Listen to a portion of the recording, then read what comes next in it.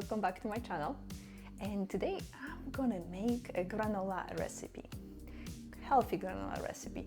Well, people usually call it healthy because it has oats, a little bit of maybe sweetness like dried cranberries, or maybe you prefer raisins, and some nuts, and of course comes with some sweetness and some fat. Mine is a little bit different in the fact that I'm not gonna add too much of walnuts or the pecans that I'm gonna be using. Also, I'm gonna reduce the sugar to minimum, as well as fat. So even though I'm making it less calories than every other recipe you're gonna find, still granola has a lot of calories. So you wanna, if you really wanna break your calorie budget, that's a good way to do it. All right, so let's get started. So let's go over the ingredients first before we do anything. I have here 3 cups of oats, just regular rolled oats, not the quick cooking, just regular ones, old-fashioned that I buy. I also have an ounce of coconut oil and an ounce of maple syrup. You can use honey, you can use sugar, whatever you like. It really doesn't matter, in my humble opinion.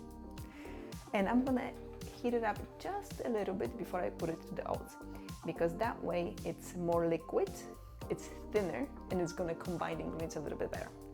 Next, I have like a little bit of an ounce of pecans. I'm gonna chop them finely, and another ounce of walnuts, and I also have an ounce of dried cranberries. If you prefer different kind of dried food, that's also an option.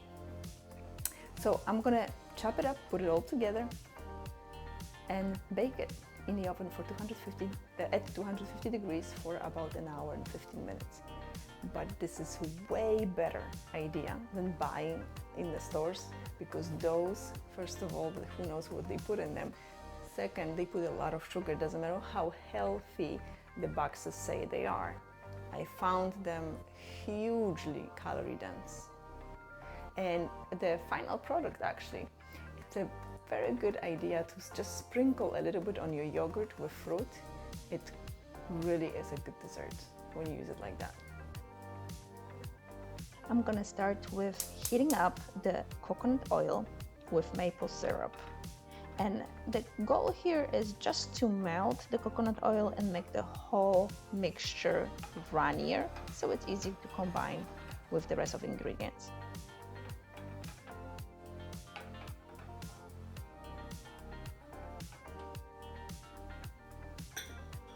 Next, I'm gonna chop the walnuts and the other pecans. You can also use any type of nuts you'd like.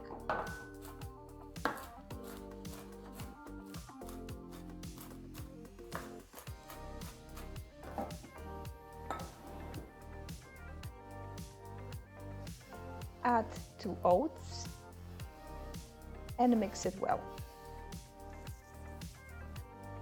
Add a pinch of salt and about a teaspoon of cinnamon. You can also add a little bit more or a little bit less, whatever fits your flavor palette. Mix it all.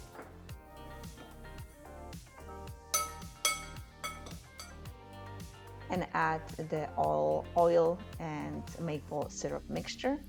And now you want to combine it very well until all the oats are well coated. Once you're done, you're going to spread evenly over a big, pretty much a surface like I did right here. I like to put parchment paper first, and that way nothing sticks and it leaves me the least of a mess possible. Now I preheated the oven to 250 degrees Fahrenheit, and I'm going to leave it for an hour and 15 minutes. Stirring every 15 to 30 minutes. You want to make sure that they don't burn and they just nicely brown. And after an hour and 15 minutes, the smell is incredible. So right here, they are gonna be hot, but they basically gonna be cooling extremely fast. So at this point, you can stir them up and add the dried cranberries or whatever other fruit, dried fruit you like to use. Put it all together and it's pretty much done. Once they completely cooled, you can transfer them to a dish like I have here, a glass dish, especially with the parchment paper, it's so easy to transfer them this way.